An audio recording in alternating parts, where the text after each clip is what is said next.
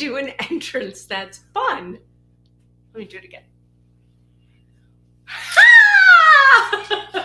Oh my God. I'm so weird.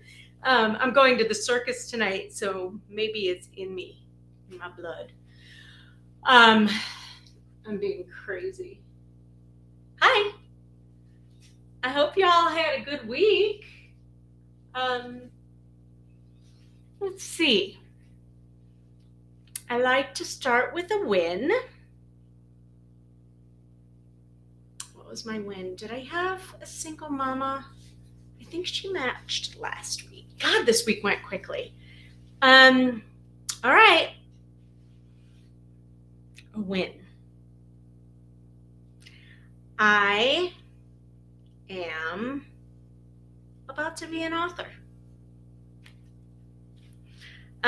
I pressed publish on my book, on the first book of who knows, maybe many. And I'm just waiting on the approval from Amazon and Kindle, which I should get very soon, I think. And maybe it's already happened and I have to go in and look, but I'm really excited about it. And we will start sharing it soon for anybody who's interested in more information about adoption, but maybe isn't quite ready to jump in and pay anybody some real money for support yet, or maybe you just kind of want to understand the process but don't want to start yet. The adoption roadmap, 4-step process to adopting in under a year, will be published any day now.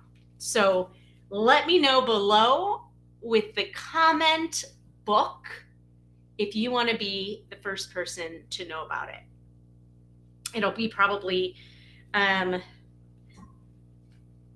the lowest cost way to get all of this information in one place. And I'm really excited about it. I've basically taken my entire adoption roadmap model that we use on every client that we use to walk people through our academy, and I took 10 years of content and put it into a book. So stay tuned.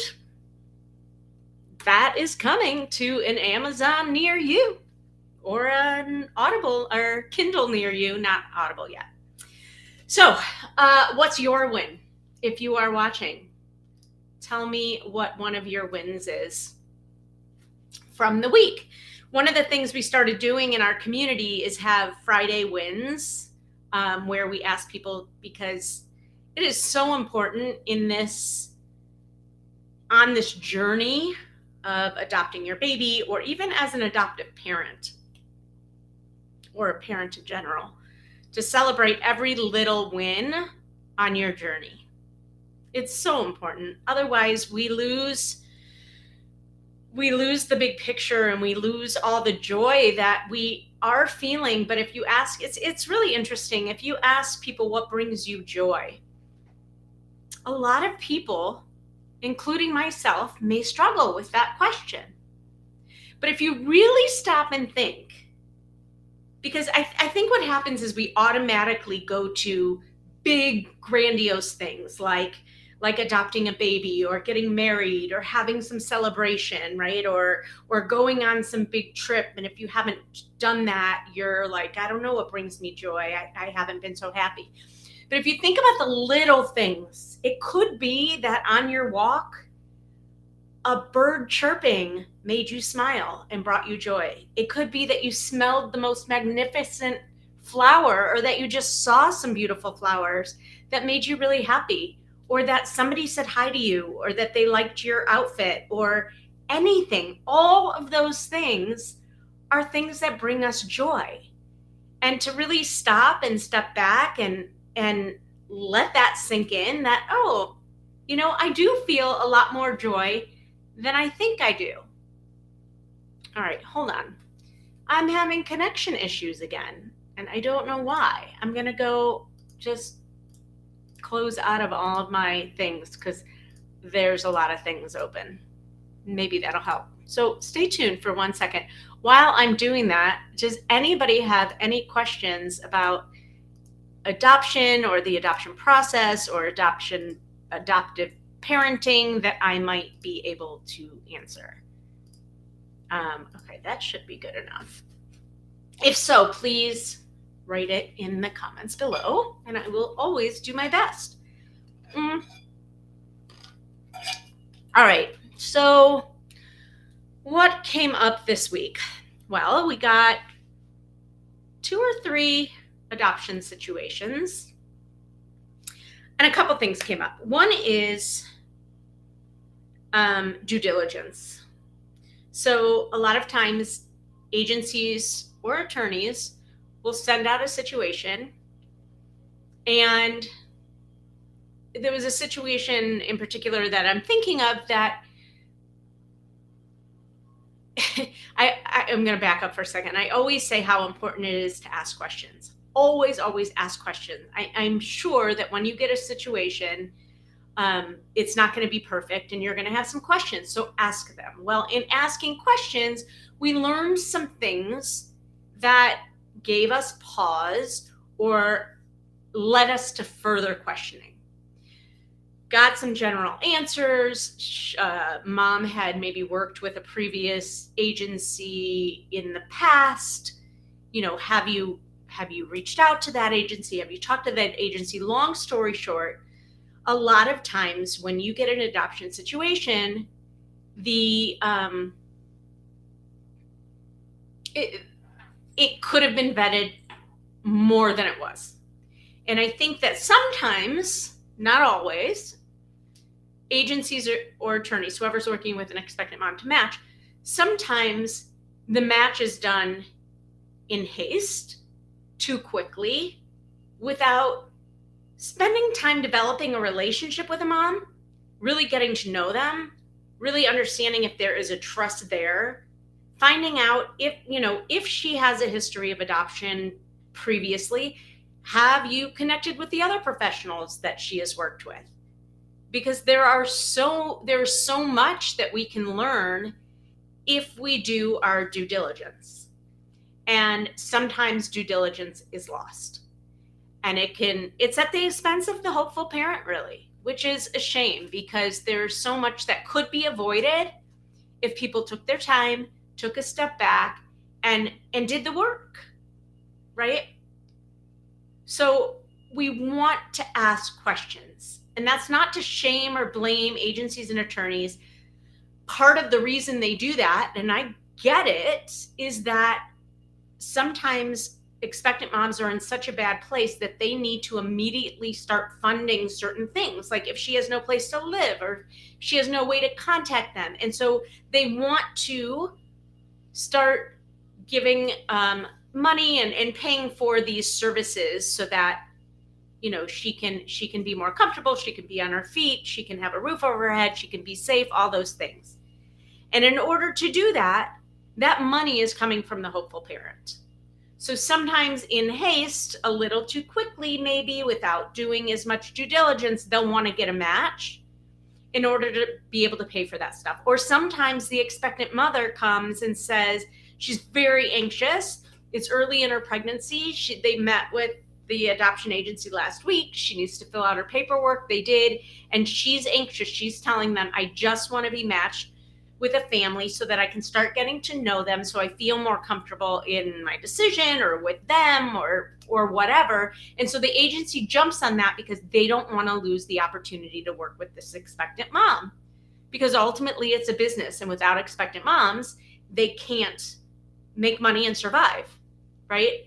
So they don't want her to go somewhere else. Oops, I got a phone call. They don't want her to go somewhere else where she might be able to get the money quickly and get what she needs and all of that stuff. So it's complicated. And there are reasons that everybody does things the way they do it that are all mostly valid to the person, operating the way they are. And a lot of times it's at the expense of a hopeful parent who is expected to pay, $20,000, $30,000, $40,000 as soon as they're matched. So I hope that makes sense. So that's one thing that came up in conversation. Another thing we talked about and that I kind of read through was the ban on facilitators in California starting January 1st. And what that means for people who are, I think they said 15 or 16 facilitators in the state of California. You are no longer able to do matching without a license, being a licensed agency.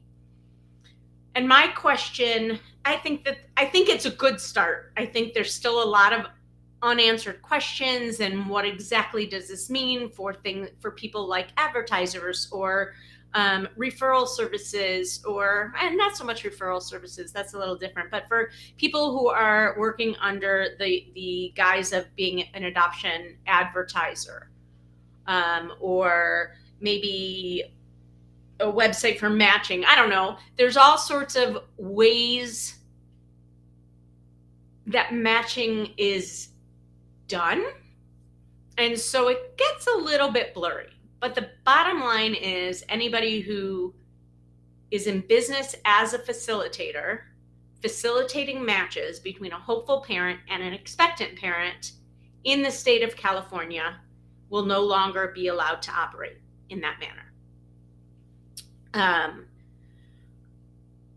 So there's that. And I think on a whole, I am supportive of it. I think, I feel bad for the people who are doing it right and doing it well, because I think, it's going to affect their livelihood. And for the ones that are trying to skate by and not follow laws or telling people to, encouraging lying and all of that, I'm very happy that some of that behavior will be nipped in the bud. I think that there are only 2 states, I can't remember which ones, that still have facilitators, and I actually don't even know facilitators in those states, but so that's a thing that came up. And let's see what else. And if anybody has any questions as I'm talking, please feel free, or any comments or anything like that. We had a situation this week that, it's funny because TV portrays, or used to, I think it's gotten so much better, a certain romanced version of adoption, right?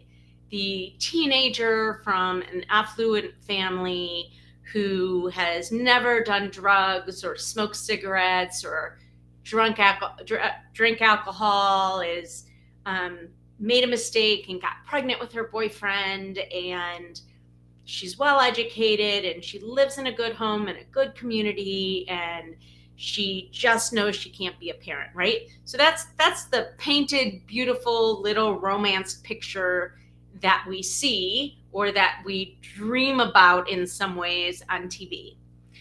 And it's not reality. It rarely happens.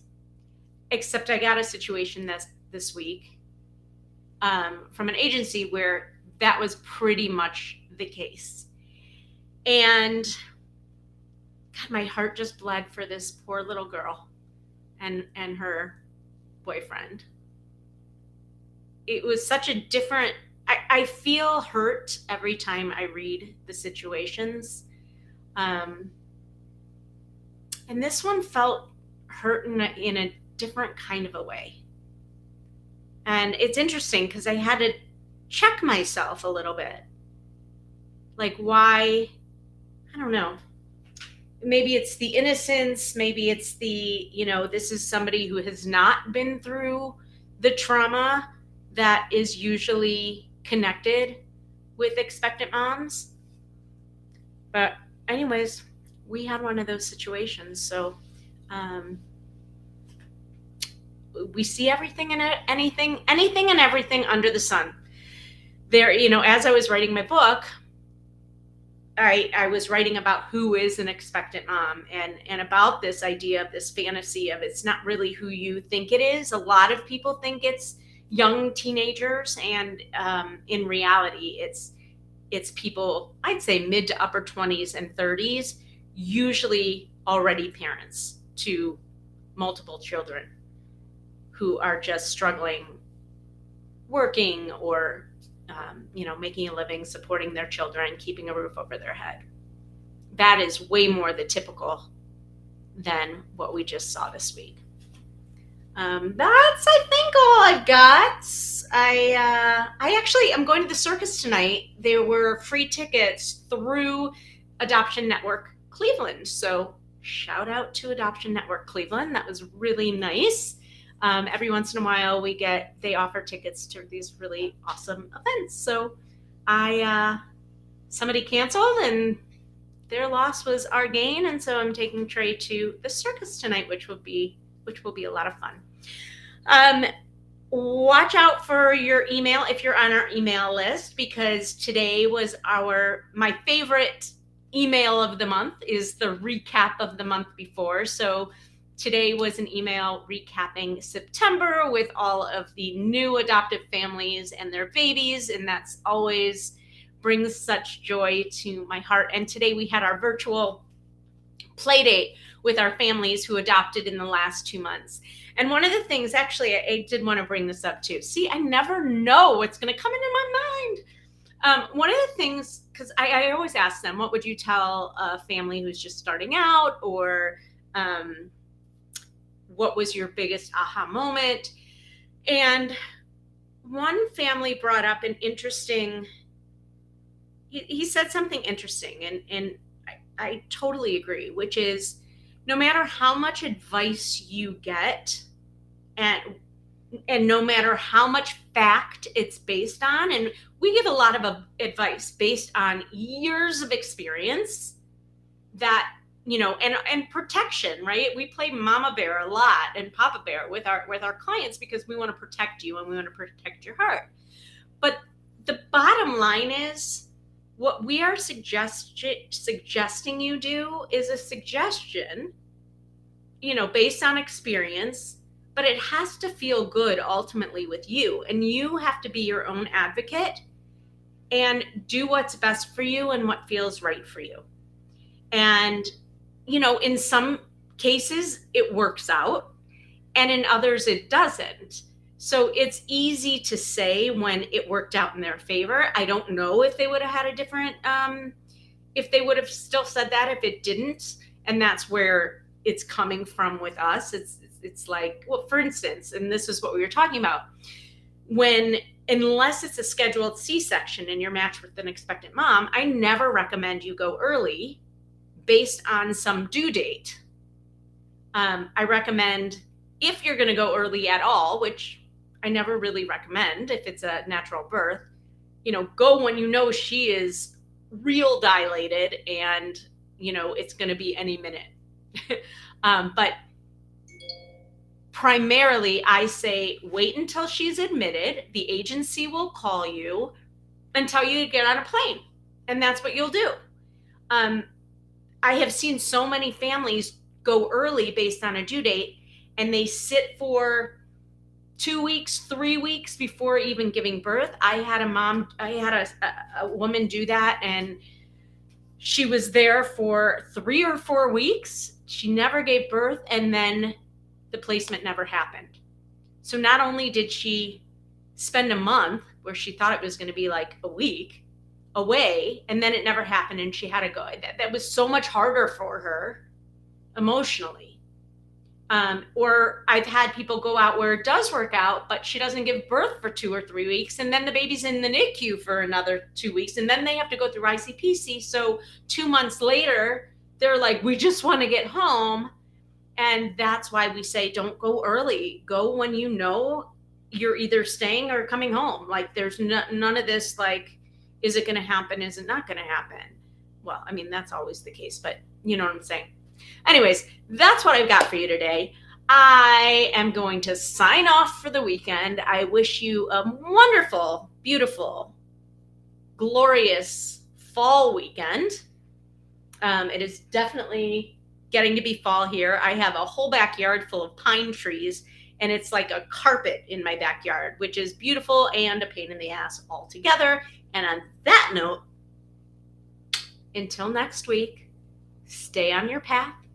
Don't veer off your roadmap, but if you do, get right back on and keep moving forward. We'll see you next Friday or before. Bye.